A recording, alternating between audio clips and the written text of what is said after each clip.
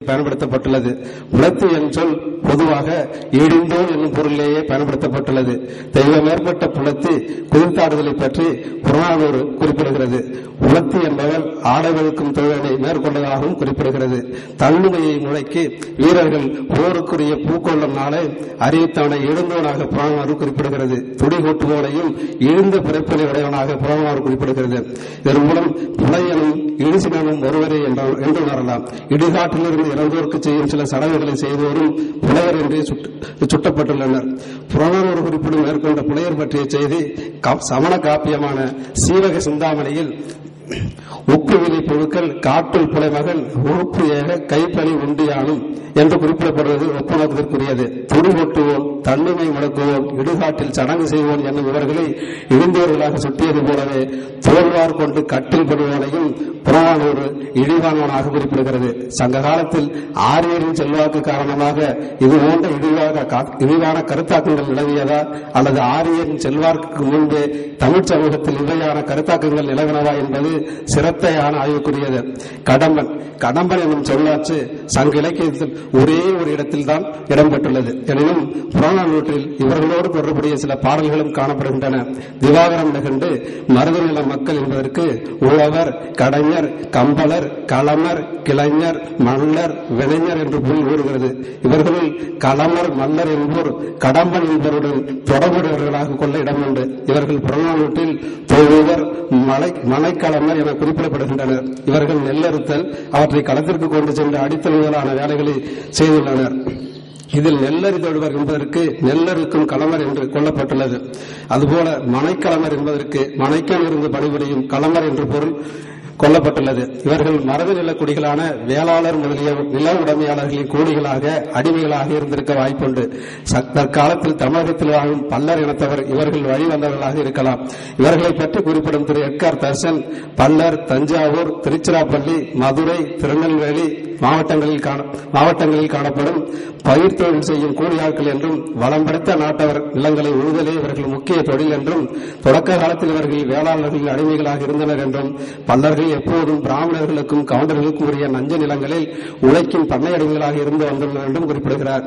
இதிலிருந்து புறநானூறு குறிப்பிடும் தொழுவர், களமர் என்போர் இன்றைய பல்லர் என துணியலாம். இவர்கள் சங்க காலத்தில் உணவு, உடை முதலிய அடிப்படை தேவைகளுக்காக பண்ணை அடிமைகளாக, ஏதிலிகளாக சமூகத்தின் விளிம்புநிலையில் வாழ்ந்துள்ளனர் என்பது தெரிகிறது. புறநானூறும் இதனை பதிவு செய்துள்ளது. வள்ளுவர் பறையர்கள் ஒரு பிரிவாக இன்று காணப்படும் பிரிவினர் பற்றிய குறிப்புகள் சங்க இலக்கியம் முழுவதிலும் பரவலாக காணப்படுகின்றன. அன்றைய தமிழகத்தின் சில பகுதிகளில் ஆட்சியாளர்களாக இருந்துள்ளனர் என்பதை புறநானூற்றின் வழி நாம் அறிய முடிகிறது. புறநானூற்றின் 138, 139, 140, 380 ஆகிய பாடல்களில் நாஞ்சில் வள்ளுவன் என்னும் குறளில் மன்னன் குறிப்பிடப்பட்டுள்ளார். திருக்குறள் செல்வத்தை செந்தமிழுக்கு வழங்கி உலக புகழ் பெற்ற திருவள்ளுவர் போல வள்ளுவன் என பெயர் பெற்ற கொடைவள்ளல் இந்நாஞ்சில் வள்ளுவன். நாஞ்சில் மலையும் அதன் அடிப்பகுதியில் உள்ள நாஞ்சில் நாடும் இவ்வள்ளுவனுக்குரியவை. இவனது முன்னோர்கள் போரில் புறங்கொடாத புகழ் பெற்றனர். இவனை ஒரு சிறை பெரியனார், மருதுநகன் ஆகனார், அவையார் ஆகிய மூவரும் பாடியுள்ளனர். இவர் தென்னவர், வயமரவன், நாஞ்சில் பொருள் என்றும் பிரிக்கப்படுகிறார். இவர்கள் போர் வீரர்களாகவும் குறுநில மன்னர்களாகவும் இருந்ததோடு போருக்கு புறப்பட வீரர்களை ஏவும் பொருட்டு யானையின் மீது அமர்ந்து தன்னுமையை ஒழித்து அறிவிக்கும் செயலை செய்துள்ளனர். இவர்களை புறநானூறு யானை மேலோன் என்று குறிப்பிடுகிறது. சங்க இலக்கியங்கள் குறிப்பிடும் கீழ்நிலை குடிகளில் பறையரின் ஒரு பிரிவரான இந்த வள்ளுவர்கள் சமூக படிநிலையில் சற்று மேல்நிலையில் இருந்துள்ளனர் எனலாம். எனினும் இவர்களும் தன்னுமை என்னும் தோற்கருவியை பயன்படுத்துபவர்களாய் காணப்படுகின்றனர். ஏனெனில் சங்க சமூகத்தில் தோல் கருவிகளை பயன்படுத்துபவர்கள் அனைவருமே இழிவானவர்களாக காட்டப்பட்டுள்ளனர்.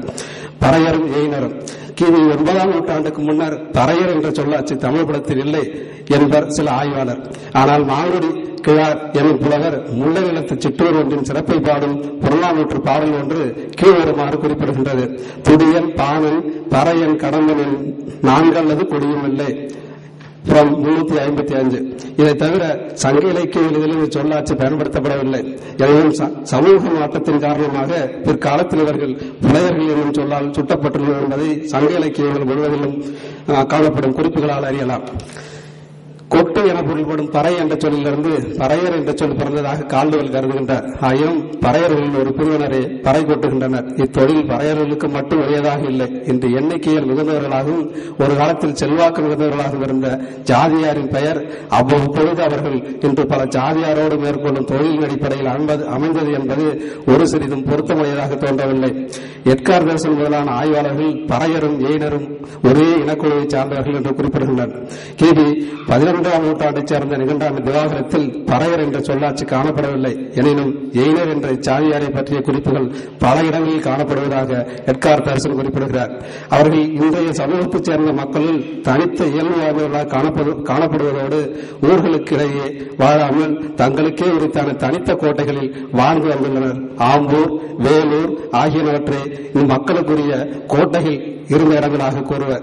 எயினர்களாகியவர்கள் பறையரின் மூதாதையராகலாம் என்று அவர் மேலும் குறிப்பிடுகிறார். இவ்வளவு பழமையான குடிகள் சங்க இலக்கியத்தில் குறிப்பாக புறம் 335வது பாடல் தவிர பிற பாடல்களில் புலையன் என்ற பெயரால் கீழானவர்களாக, இடிப்பிறப்பாளர்களாக, இழிவானவர்களாக குறிக்கப்பட்டுள்ளமை ஆய்வுக்குரியதாகும்.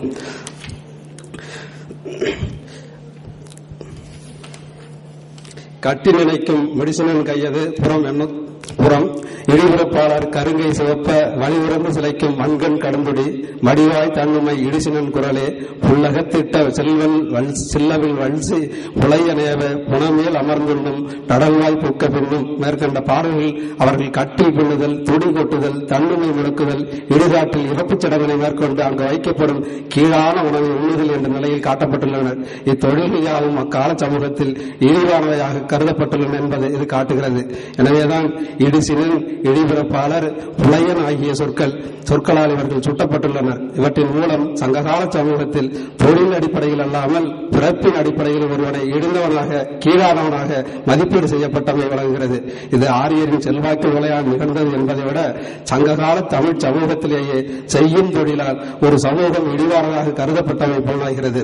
இப்பழமையான குடிகள் ஆரியரின் சாதி பாகுபாட்டால் மேலும் சமூகத்தில் விளிம்பு நிலைக்கு தள்ளப்பட்டமையை இதன் மூலம் நாம் அறியலாம்.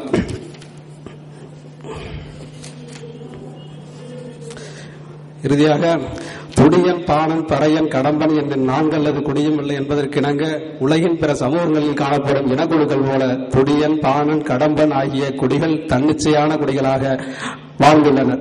நாலாவட்டத்தில் உளையராக ஒதுக்கப்பட்ட இழிந்தவை என்னும் கருதப்பட்ட தொழில்களை புரிந்தும் பண்ணையாட்களாக பயிர் தொழில் புரிந்தும் ஊருக்கு அப்பால் உள்ள சேரிகளில் அவர்கள் காலம் தள்ளினர். ஆயினும் அவர்களை அடிமைகளாக கருத முடியாது.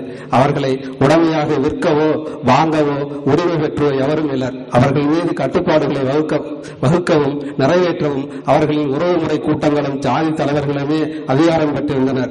மேற்கண்ட குடிகள் அனைத்தும் தன்னிச்சையான குடிகள் என்பது விளங்கும். இவ்வகையான சமூக புறக்கணிப்புகள் பல நூற்றாண்டுகளுக்கு பின்னரும் இன்று வரை நீடித்து வருவது தமிழ் சமூகத்திற்கு ஏற்பட்ட ஒரு பேரிடிவாகும்.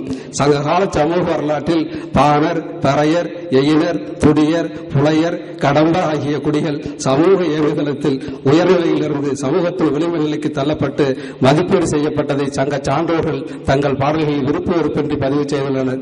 தமிழக வரலாற்றில் சங்ககாலம் பொற்காலம் அல்ல. சங்ககால சமூகத்தில் வறுமையும் பசியும் பிறப்பால் தொழிலால் வேறுபாடும் நிலவின. அது ஒரு சமச்சீரற்ற பல்வேறு முரண்பாடுகள் நிலவிய சமூகமாகவே அமைந்திருந்தது. இதனை சங்க இலக்கியங்கள் தெளிவாக படம்பிடித்து காட்டுகின்றன. அரசியல், சமூக, பொருளாதார நிலைகளிலிருந்து விளிம்பு நிலைக்கு தள்ளப்பட்ட அல்லது மையப்படுத்தப்பட்ட சமூகத்திற்கு வெளியே வாழ்ந்த, வாழ நிர்பந்திக்கப்பட்ட இனக்குழு வாழ்க்கையும் வாழ்வின் எல்லா வளங்களையும் நுகர்ந்து வாழ்ந்த மேட்டுமை சமூக வாழ்க்கையும் சமூகம் என்னும் அமைப்பில் அடங்காத தன்னிச்சையான மனிதர்கள் பற்றிய வாழ்வும் அவரவர் புரிதலில் சங்க இலக்கியத்தில் பதிவு செய்யப்பட்டுள்ளன. இதுவே சங்க புலவர்களில்